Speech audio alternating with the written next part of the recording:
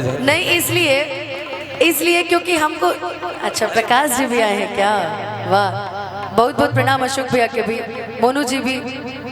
जाते जाते एक ही जो चीज कहे कैसे कि हमने को पता बनो कि ये लोग ठीक बा सब अपनी जगह पे, लेकिन तारा से कहल चाहो। अच्छा कि नजर के जनी मारा सवरिया तू धरा जाइबा, कि नजर के बान जानी मारा सवरिया तू धरा जाइबा। और का इनाम पहले से बदनाम बा, तू औरी बदनाम करा जाइबा। अरे की जा तू उहे बड़ू हो। सुना अरे की काहे हमरो जरावत रूहे बड़ू हो, काहे हमरो जरावत रूहे बड़ू हो। जा तू उहे बड़ू हो, जा तू उहे बड़ू हो, काहे हमरो जरावत रूहे बड़ू हो, काहे हमरो जरावत रूहे बड़ू हो। जा तू उहे बड़ू हो, जा तू उहे बड़ू हो। हेलो प्रकाश, इधर आना।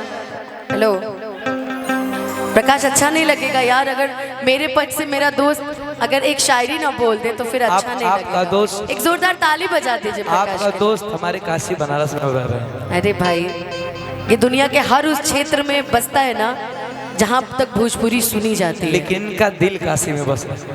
अरे हम क्या बताएं, अब छोड़ो, जाने दो, नहीं रहने दो, चुप ही रहने दो। बोल दो, एक शायरी तो होनी चाहिए मेरे लिए, और उसके बाद शैली जी के लिए। ये शैली जी हैं, इधर देखो, ये शैली जी हैं। हाँ चलो ठीक है, ओके ठीक है, हो गया चलो, ज्यादा देर हाथ नहीं पकड़ते, चलो एक शायरी हो जाए मेरे लिए। तू ढेर जगह से हम रिश्ता कटवा दे। हम तो सोच रहे थे कि आप बैठ के सुनेंगे, काफी देर से सुन रहे थे, बहुत अच्छा लग रहा था, लेकिन अब अनुपमा के फरमाइश पर एक दो लाइन चाहबे करी। भाई इंस्टाग्राम कहले तो इंस्टाग्राम तो हमार सस्पेंड हो गई बा, बाकी रुआ लोग के आशीर्वाद रही तो बहुत जल्दी आई। और इतना सारा कैमरा लागल बा, सारा यूट्यूबर भाई लोग को भी प्रणाम बा। क्या हो करे जा,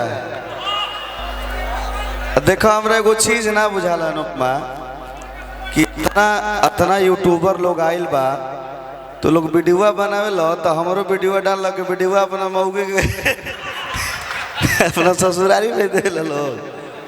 बहुत कुछ बात तार लोग बोले के मन कर ला, हमारो वीडियो डाल लो।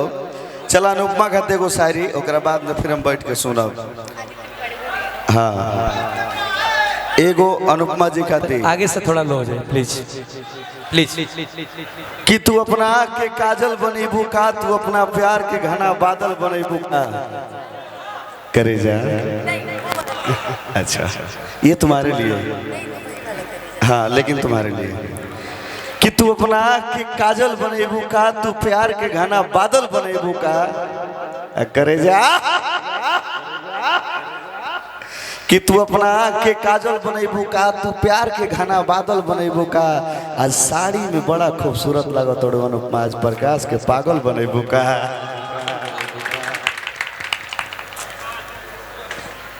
मैं तो यही चाहूंगी कि जिस तरीके से प्रकाश जी ने लोगों के चेहरे पर हमेशा से, मतलब मैं तो जब भी रील खोलती थी और मैं इनको हमेशा भेजती हूँ और कहती हूँ कि यार क्या हो तुम क्या, और भगवान जी से ये चाहूंगी कि हमेशा इनके चेहरे की स्माइल बनी रहे।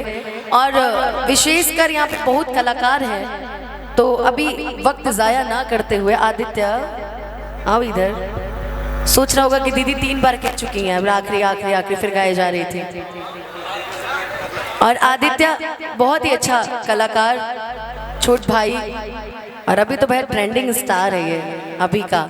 अब मोनू जी कहाँ गई है? खूब साड़ी पहन रहे बड़े ना तू मर्दे आजकल खूब बहरारों के साथ रील वायरल होता। प्यार बना रहे, सभी कलाकार एक दूसरे को ऐसे ही देखते रहे, बस उससे ज्यादा क्या चाहिए। बाकी आदित्य के बाद हमने के मोनू जी के भी सुनल जाए। प्रकाश जी तो बड़े बड़े, अशोको भैया गई का आज एगो सोहरो हो जाए तारा तरफ से तो ठीक रहे।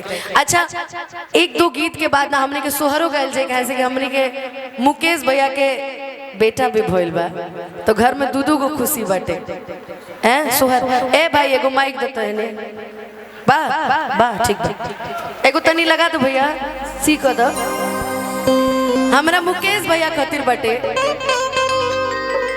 अब भाभी खातिर बा कि हम बुआ बन गए बड़ी। तू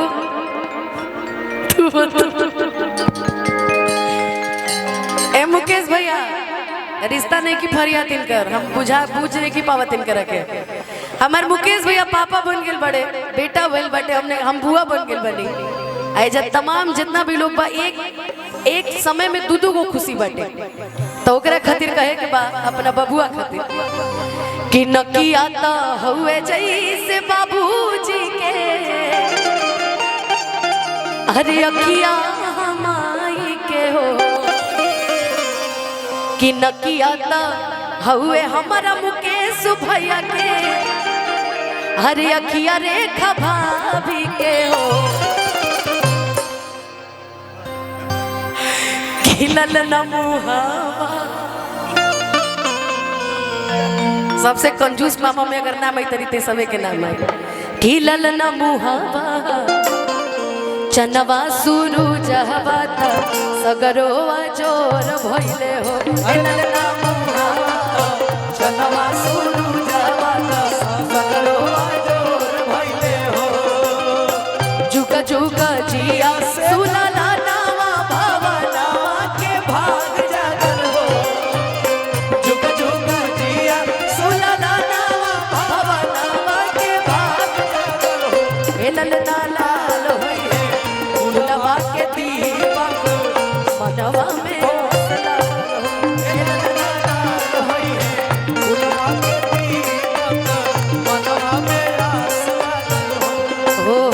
सासु सोहागिन बड़ भागिन अनधन लूटा बेली हो।